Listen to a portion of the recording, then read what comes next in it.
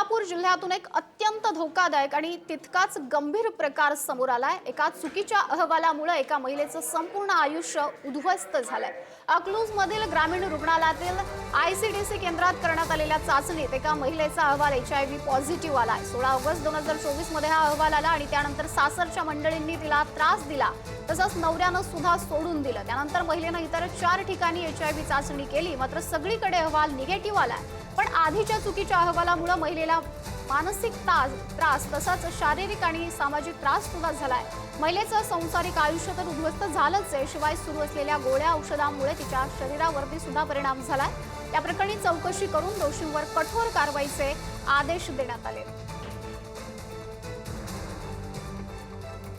HIV taste होती, त्याच्यामध्ये ते निगेटिव्ह असताना त्यांना पॉझिटिव्ह दाखवून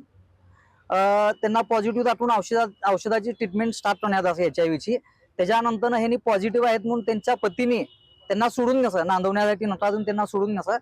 त्यानंतर त्यांचे पती निगेटिव्ह आहेत म्हणताना या ताईंना संशय येण्याने किंवा मी पॉझिटिव्ह असताना पती निगेटिव्ह रसत आहे म्हणून त्यांनी पुन्हा अन्य शासकीय हॉस्पिटलमधनं 5 ठिकाणी HIV ची तपासणी करण्यात आली। काही आधीपासूनच निगेटिव्ह असताना त्यांना पॉझिटिव्ह दाखवून फक्त शासकीय अनुदान आणि जागतिक अनुदानच्या कोट्यावधीचं भेटतं आयसीडीसी सेंटरसाठी ते हडपण्यासाठी ह्या ताई कधीही पॉझिटिव्ह नव्हत्या, त्या निगेटिव्ह होत्या HIV म्हणून सांगावं आणि ह्या ताईचा संसार जोडण्यासाठी दोन्ही कुटुंबाचं समुपदेशन करण्यात यावं। ह्या केसमध्ये असं सांगता येईल की आताच एक ताई आल्या होत्या, तर त्यांनी सगळी म्हणजे निवेदन आम्हाला दिलेलं आहे। ह्याच्यामध्ये आम्ही सखोल चौकशी करू, इकडच्या कोणाची चूक आहे ह्याचा शोध घेतला जाईल, जो दोषी आढळेल, कारण ही तशी खूप मोठी गोष्ट आहे।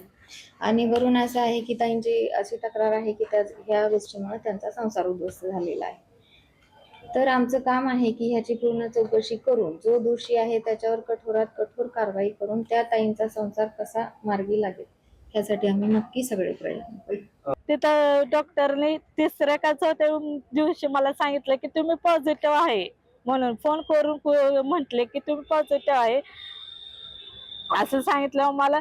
मी असे की शॉकच बसला की मला 5 ठिकाणी मी तपासणी केली की पॉझिटिव्ह करायला पॉझिटिव्ह निगेटिव्ह आलं म्हणून की मी गेले निगेटिव्ह हाय का खरं माझं चेक केली, मी 5 जणांना निगेटिव्हला केले 5 जण।